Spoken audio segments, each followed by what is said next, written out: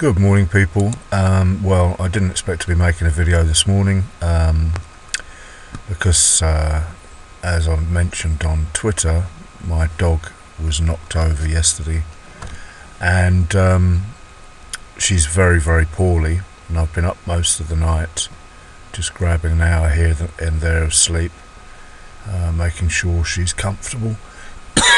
Excuse me. But she's sleeping now, having had some more drugs. I've got to get back to the vets in an hour or two's, hour and 15 minutes time. But 8 o'clock cable.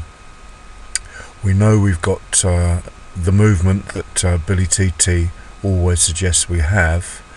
I was looking at Euro, just basically basing my trades on the levels here, round numbers. We can clearly see there was a downtrend going on. We know cable has to move, or almost always moves this time of day. In fact, I've just remembered there was news at 7 o'clock for pound, the GBP, but that was gone and dusted an hour ago, or done and dusted. In my opinion, there was no option, because of the three indicators, or four indicators if you like: the trend, that's price, the hourly 8 EMA, the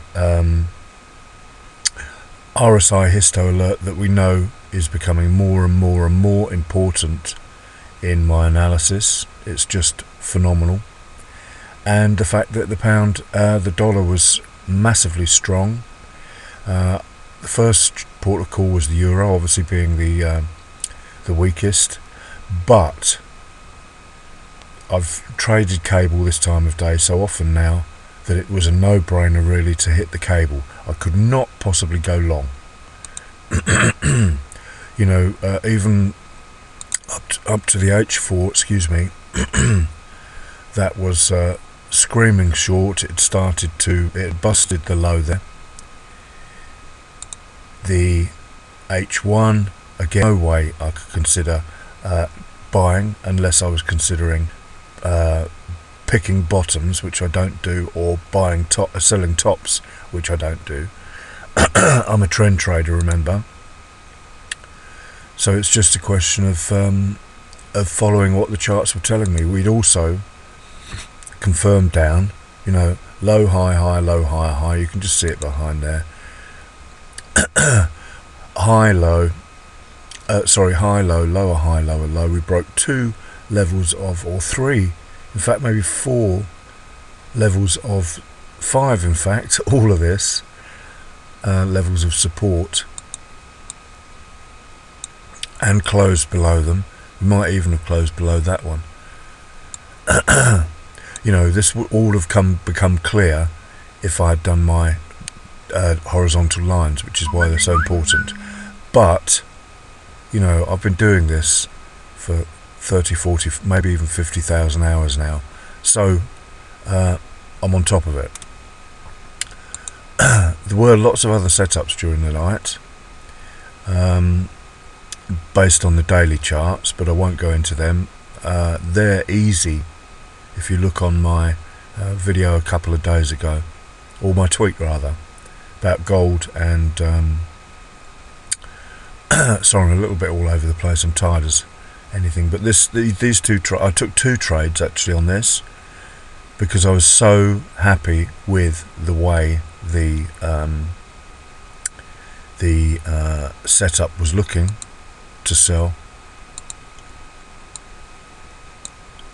That was the first trade, and it pulled back. That was just over 9 pips.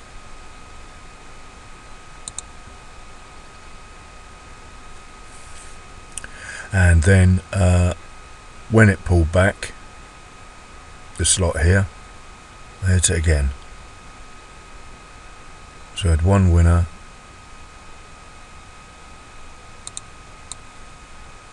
and then a second winner.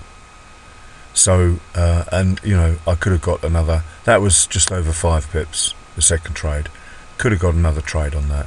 Rarely do I do that, but when you get this volatility in the pullbacks, and when you've done your analysis, then you can hit it like a pro, as they say.